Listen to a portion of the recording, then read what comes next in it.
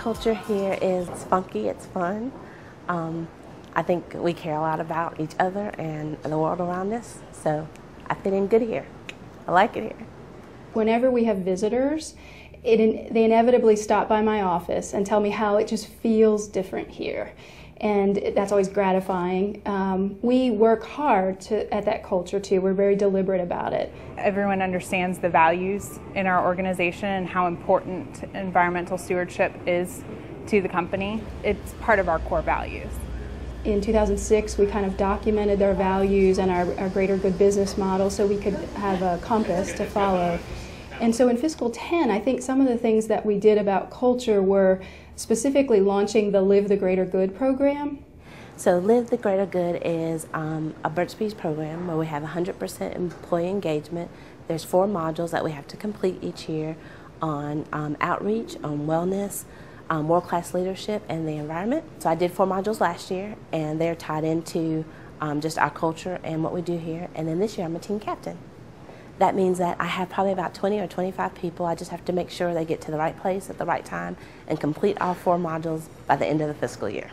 And that was our way to let every employee get to participate in our culture. We had gotten some feedback that depending on your role in the organization and your flexibility and schedule, you may not be able to participate. So we needed to figure out a way to do that. The 100% employee engagement goal and what that means to us as a company and to me personally as an employee of Burt'S is that it shows that the company cares about sustainability of the environment as well as educating their employees on sustainability. It also details how important it is to the company as a whole by requiring that 100% employee engagement. We actually assess our culture each year through a culture survey, and we've learned that actually as our culture scores go up, which is all about the greater good business model for us, our actually employee retention also goes up. Therefore, another way to say that is we have less turnover of employees when our culture is high. And so we've spent, again, a lot of time and energy to try to get that right.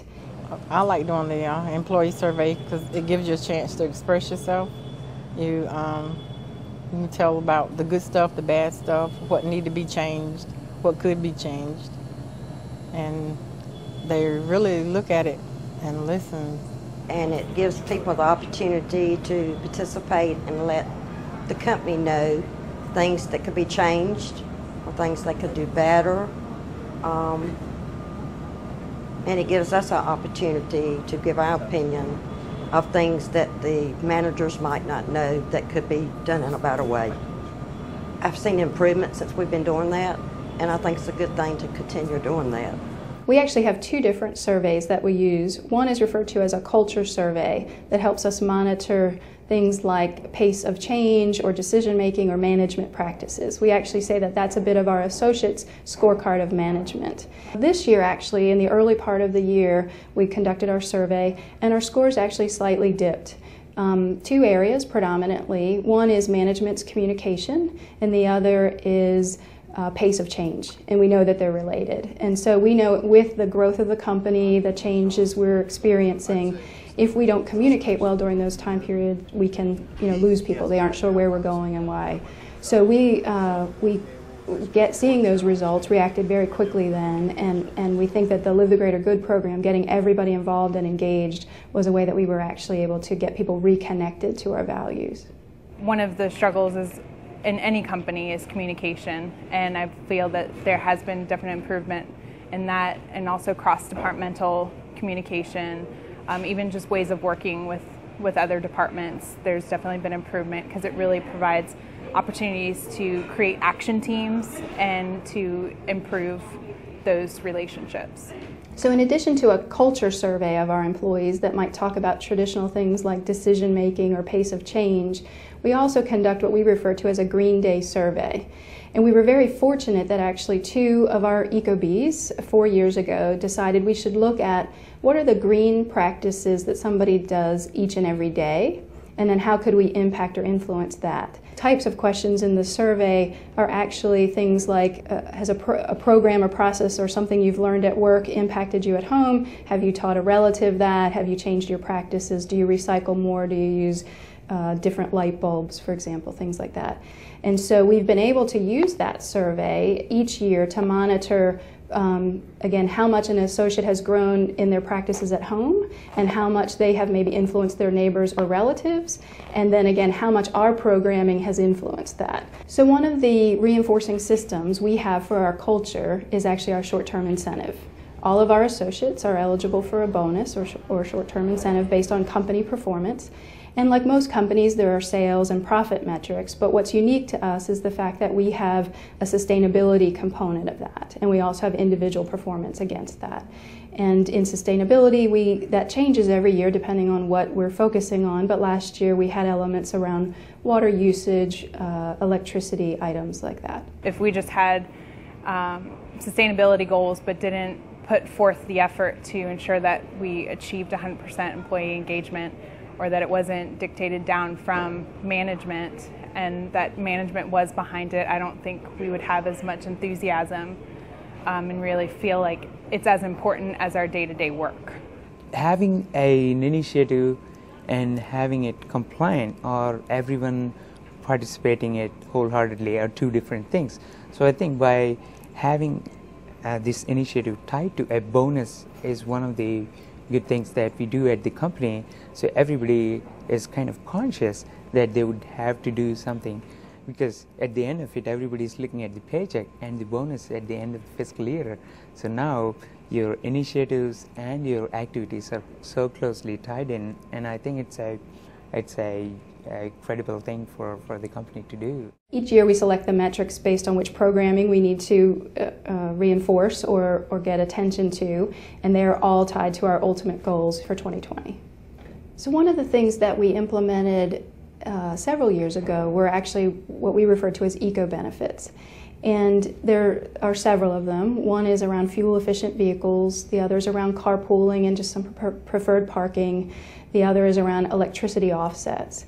And in each of those cases, we use them as a way to educate employees about maybe new practices or things that they weren't familiar with, and then hoped that it would change their work or lifestyle.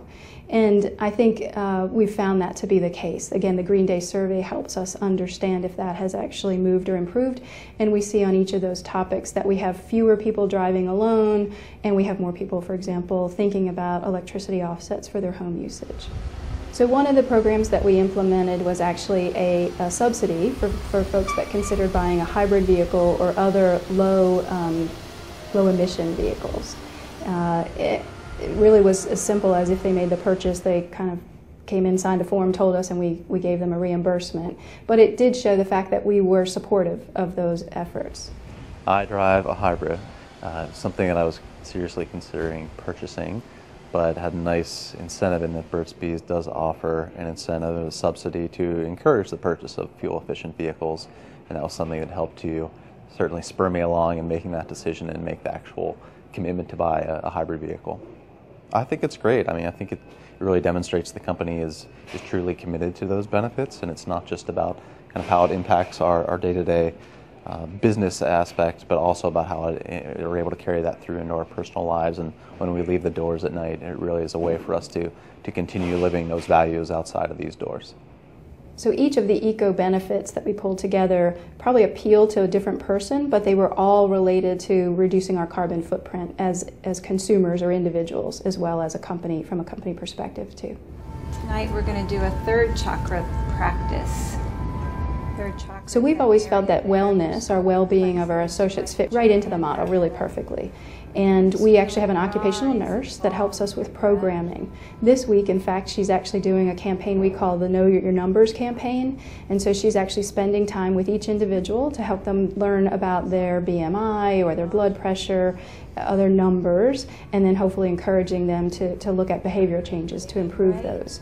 So people are usually really impressed when I tell them that all our associates receive a performance review, and that actually sums up a year. The year itself actually starts with setting objectives by individual and role. We have a mid-year check-in, and then we actually end the year with that final performance review. And we take it really seriously. So We set deadlines that say all objectives need to be set about a month into the year, and if those aren't on file, then you're not eligible for your short-term incentives. So there's some teeth behind it, and so obviously we, of course, get them all in for everyone. And really the biggest part of that is actually making sure people get feedback throughout the year. So there's no surprises. We're very transparent about expectations and then how you're delivering against expectations. The wonderful part about our parent company, Clorox, is that they love the brand as much as we do.